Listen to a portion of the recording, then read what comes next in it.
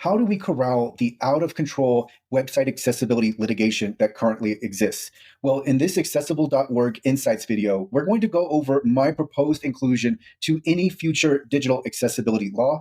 I have an update to Title III of the Americans with Disabilities Act in mind, but this can apply to any state or federal law or even an international law. So on this first slide, I have simply, there's a problem here, right? The existing state, the existing legal landscape cannot continue as it is. This is decimating many small businesses. It's impacting commerce, even companies that can absorb these lawsuits and demand letters, they are still feeling the effects and it is still negatively impacting commerce. So the existing situation where we have several plaintiffs' law firms engaged in serial litigation and suing website owners over and over again over technical accessibility issues, this simply cannot continue as is. And the primary problem isn't the web content accessibility guidelines. It isn't any other technical standard. It's the asymmetry that exists. And what I mean by this is plaintiffs' lawyers have very little to lose in this game, and they have a lot to gain. So on the slide, I have a bar, and on one side of the bar, there is a small money bag, and then on the other side of the bar, there are 6 much larger money bags. And this is meant to represent that the downside for plaintiffs' lawyers is just very small. It might be just a filing fee. Unless they really mess up, there's not too much that they stand to lose, while obviously they stand to gain. And we see this gain happening before our eyes because plaintiffs' lawyers are continually filing complaints in courts and sending demand letters. And so on the slide, I have asymmetry. And so that is the main problem with the current legal landscape. There's nothing to disincentivize plaintiffs' lawyers from really just finding a technical accessibility issue and then initiating litigation and claiming that they are in this to help people with disabilities, to ensure that people with disabilities have equal access.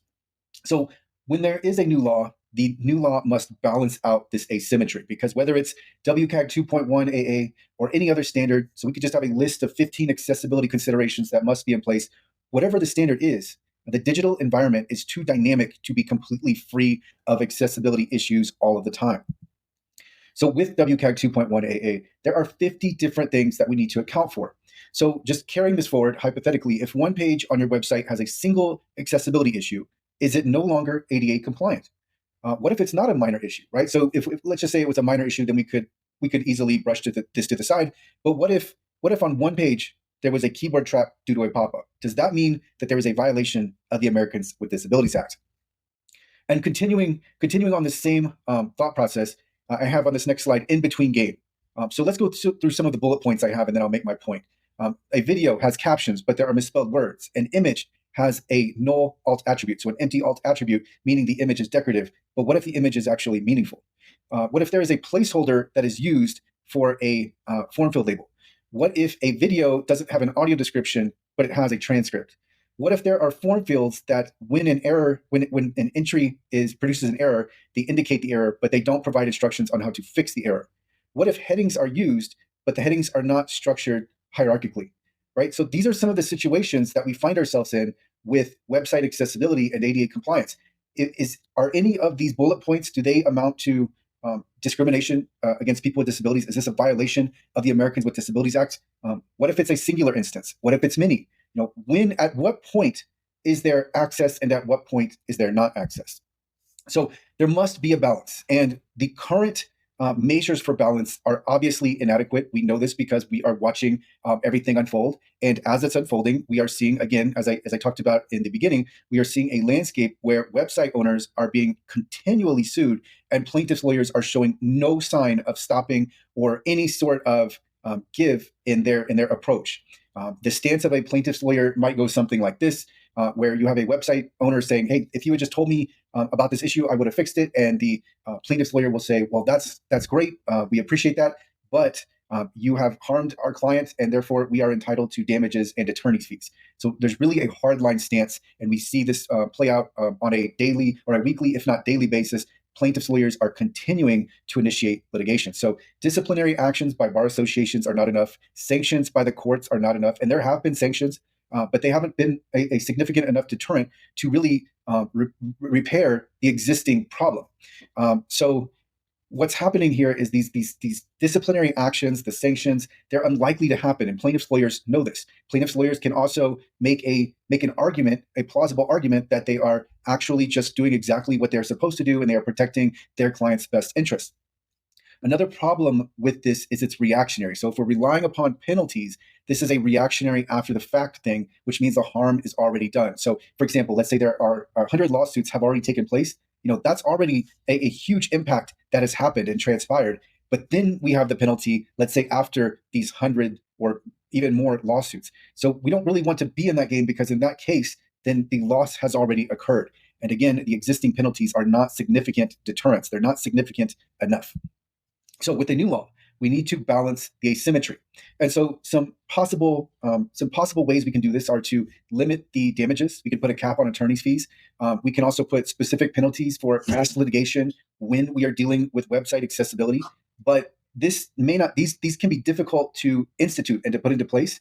So these might not be sufficient, or they might not be available to us in a new law. But with a new law, we still want to incite website owners to take action. So we don't want to have a new law where we are regressing in terms of accessibility. We still want to push forward, but we want to make sure that we have balanced out this asymmetry. Now, there was a slight attempt at this when we had the new rule that updated Title II regulations. And so on the screen with me, I have a few screenshots from Title II. And so the applicable section here is section 35.205. And I'll read it in part. It says effective noncompliance that has a minimal impact on access. A public entity that is not in full compliance with the requirements of section 35.200B will be deemed to have met the requirements of that section in the limited circumstance in which the public entity can demonstrate that the noncompliance has such a minimal impact on access that it would not affect the ability of individuals with disabilities to use the public entity's web content or mobile app to do any of the following in a manner that provides substantially equivalent timeliness, privacy, independence, and ease of access. So stopping right there, and we have these four lettered items that we have to meet. But just think about this: like the DOJ has this in, and it's like a pretend affordance, because even if this is there, is this practically likely to be carried out? First of all, this is a significant burden. Second of all, we're only going to get to this point if the public entity goes ahead and defends against the lawsuit, which is expensive. So we really find ourselves in, again, another reactionary state where maybe it's not reactionary, but we have to actually go through the process of litigation to even have access to this potential allowance under Title II. So continuing on with the limited circumstance in which the public entity can demonstrate that the noncompliance has such a minimal access, we have these four items. Access, the individual with a disability has access to the same information as individuals without disabilities. They have the ability to engage in the same interactions, conduct the same transactions, and otherwise participate in or benefit from the same services, programs, and activities as individuals without disabilities. And then we have another screenshot where we are having, this is actually the discussion of the regulatory text, where the DOJ is really talking through its thought process and what decision it ended up arriving at, which we just went over. So reading part of this, section 35.205 describes a particular limited circumstance in which a public entity will be deemed to have met the requirements of 35.200, even though the public entity's web content or mobile app does not perfectly conform to the technical standard. And so I want to actually go back to this section I have in this other part of the screenshot. In the first part of the screenshot, the DOJ writes, as discussed in this section, public comments indicated that the final rule needed to account for the increased risk of instances of nonconformance to the technical standard due to the unique and particular challenges to achieving perfect, uninterrupted conformance in the digital space. That is what I wanted to originally read, and that is the key here. The DOJ knows this, and yet the DOJ really didn't provide much to these public entities, because even if we have nonconformance and someone claims that accessibility issue caused a violation of the ADA, the public entity still has to defend itself, which is going to take considerable resources to do. So in practice, how helpful is this caveat section? And then continuing down, I have another screenshot where we continue, the DOJ continues discussing this section 35.205. And I'm going to read through this. However, if a public entity falls out of conformance in a minimal way, or such nonconformance is alleged, a public entity may be able to use 35.205 to demonstrate that it has satisfied its legal obligations. Section 35.205 does not alter existing ADA enforcement mechanisms. Individuals can still file complaints, and agencies can conduct investigations and compliance reviews related to subpart H. So that tells you right there, again, individuals can still file complaints. So even though the DOJ acknowledges that perfect conformance is very difficult. What is essentially unfolding is that individuals can still file complaints, and then the public entity will have to defend itself, and it's probably again going to result in settlement. So this is for Title II. It's not for Title III. Title II applies to state and local governments and their instrumentalities, so public entities. But just keep in mind that this is a really good preview into Title III. We'll probably see a number of changes, but the DOJ still thought this was sufficient. When if we play this out, hypothetically, it's not going to work out. We're still going to see serial litigation. So what I propose is that there's a notice to cure. And what this means, this is a concept in the law that allows a party that is violating an agreement, its rights, or a law, this party has an opportunity to fix the issue, so to fix the violation. So as an example, a regulatory agency provides notice of noncompliance to cure deficiencies before further action is taken. So, hey, we see that you are out of compliance. If you go ahead and fix this and go back into compliance, then no further action will be taken. So basically a grace period here. It's a grace period to fix any accessibility issues in this case. But the problem is, one problem with grace periods and notice to cures is that if a website owner is aware of a grace period and waits until the claim is made to take action, it really undermines the purpose of the law, right? If we have a digital accessibility law, we don't want people to just wait until they're sued to take action. We want them to take action regardless if there is an imminent threat. So I have here, without imminent threat of penalty for violation, website owners are disincentivized to comply. So we want them to remain incentivized. So what I propose is that we claim that any claim of an accessibility issue or issues must state specifically what accessibility issues exist, what the specific accessibility issues that are causing a barrier to access are, where exactly they are located, so the URLs, possibly even the location on the website with screenshots. And that would be if there's a plaintiff's lawyer that is bringing a claim on behalf of their client. The defendant is then given a notice to cure. I have here 10 to 25 days, whatever the reasonable time would be.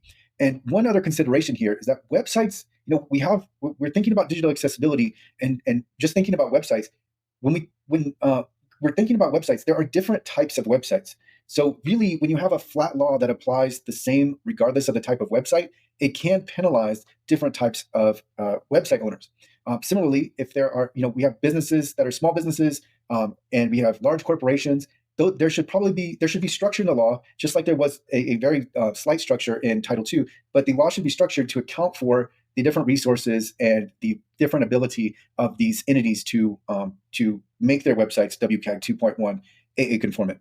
But going back to the slide, just having a notice to cure, whatever the reasonable time amount would be, if it's 10 to 25 days, if it's less, if it's more, whatever would be deemed reasonable, then that would be a good, I think, provision to have, because if this is in place, what it does is it still allows the website owner to cure the website, but it doesn't allow so much time that it allows the website owner to completely audit and remediate all accessibility issues for WCAG 2.1 AA conformance. So we want to make sure that the incentive is still there, and by doing so, we give the website owner incentive to genuinely make sure that their website is WCAG 2.1 AA conformant. And if there are any accessibility issues that still exist, then the website owner has time, just enough time to make that fix and go ahead and get back, be in compliance. So what this is it's really a shock absorber for what is a binary requirement. So if we're requiring WCAG 2.1 AA conformance, then we need to have some give in that. So we do need an explicit standard. Digital accessibility laws are needed, but digital accessibility is too intricate and nuanced for a binary outcome to say you're either WCAG 2.1 AA conformant or you're not. That's too harsh of an outcome.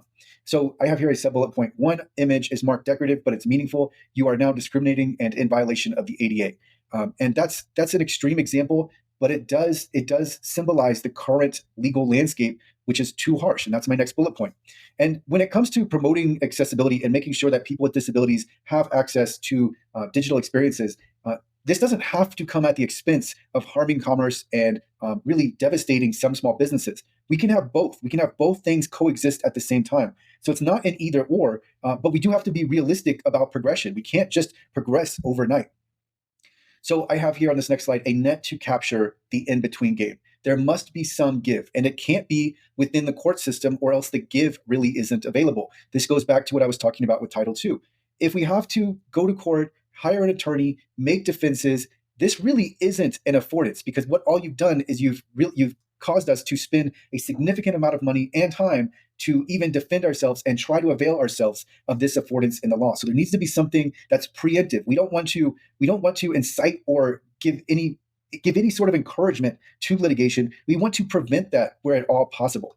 So going back to the current legal standard under Title III of the ADA, it's meaningful access. It's not absolute perfection. And remember that, because I'm going to get to perfection and I think it might be the next slide. So we need to keep in mind that we are going to experience we need to go for realistic and tangible progress in not only the law and compliance, but also just website accessibility and digital accessibility in general. I just spoke about this. 100% accessibility overnight is not feasible and it's not practical. And when you insist upon it, it's just unreasonable. So we have to make something in place to where we can actually move towards digital accessibility without creating a chaotic environment and one where we have lose-lose situations.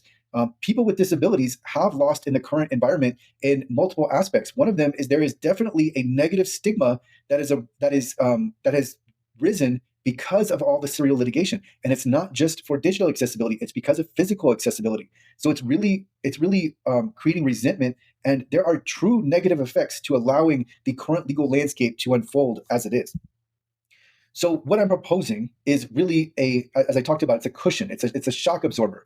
On this slide, I have a stone slab that has a smooth surface on top, and then beneath that stone slab, I have a what looks to be a mattress where we have the top layer of the mattress that is a foam padding, and then beneath that we have a more in-depth foam padding. So maybe the top is maybe the second layer is a memory cushion, and then beneath that we have all sorts of stabilizers that will absorb shock beneath that initial second pad, and then there's a copy pad of that second pad on the bottom. So this is all meant to indicate we need to provide some give. We need some flexibility. We need to have a less harsh system to where, if you have a website and there are, one or more accessibility issues, that it's not that we're hitting a concrete slab with zero give. There needs to be some give so that we can still have a normal and really thriving commerce or digital commerce landscape versus one where there is fear, one where websites are being taken down, one where people feel like accessibility is impossible, one where people start to loathe accessibility and the concept of this,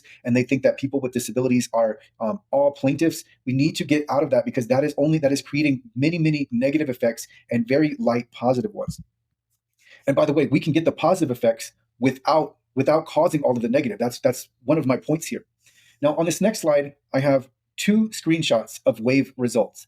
And on this first wave result, we have 5 errors, 5 missing form field labels. We have 4 contrast errors. We have 2 alerts.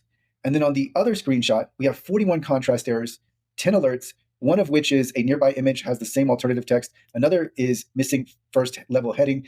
3 are suspicious link text, and 1 is a redundant link. And I include this not because Wave is conclusive, not because a scan is going to flag all of the accessibility issues and be completely representative of a website's accessibility. I include this because these Wave screenshot results are from california.gov, ca.gov, and justice.gov. So this is the Department of Justice, and this is the state of California. One reason I included the state of California is because they are insistent on pushing a bill, AB 1757, that if passed, would have really devastating effects on digital commerce. And then as far as the DOJ, I wanted to include the DOJ because the DOJ is the one that just had the update to Title II requiring essentially WCAG 2.1 AA conformance outside of a minor allowance that really isn't there, because someone would have to, if somebody breaks a claim, then you have to defend against that claim in court to actually avail yourself of that affordance. But with website accessibility, if you actually carry it out, like if you actually have to make a website accessible, you realize that this is much more difficult in practice than it is when you are theorizing on what a digital accessibility law is to be and what it is to include. And so what needs to happen is there must be some give. We can't just look to a standard. There are mistakes are made. Uploads are happen. New web content is uploaded. It happens, and we're reliant upon platforms. We're using different technologies. Even through our best efforts, we can still have accessibility issues despite having a very accessible website. So digital accessibility is emerging, but litigation is not slowing down. We need to make sure that we temper litigation, because we don't need to divert literally hundreds of millions of dollars to plaintiffs' law firms to have a more digital a more digital experience across not only the United States, but across the globe. So when there is new law, that new law needs to be nuanced and consider the difficulties and the complexities of accessibility, and also the limitations of website owners, big or small, in implementing all of the requirements. Remember when I talked about WCAG 2.1 AA, there are 50 different requirements. Some are simple, others are more technically advanced. And when implementing those, it can be difficult for anyone. I've watched this time and time again. It doesn't matter, even if the company has a budget of really an unlimited budget, they can still have difficulty in genuinely trying to be conformant with the web content accessibility guidelines. And to end this, I want to add that there still needs to be digital accessibility. So I am in favor if a company is genuinely, they're denying access or they're allowing for a barrier to access and their efforts towards accessibility aren't genuine, then I do think there needs to be penalties. But currently, the legal landscape is much more lopsided on the side of website owners are being penalized for very, very difficult standards to meet, standards that many aren't even aware of, because again, with Title III, there has never been a formal notice to the marketplace that there is that Title III does require website and mobile app accessibility. So it's been a very harsh climate for website owners, and so I think with any new law that needs to be considered. We need to consider the current asymmetry that exists and balance that asymmetry out. If you need help with digital accessibility, I will include resources in the description.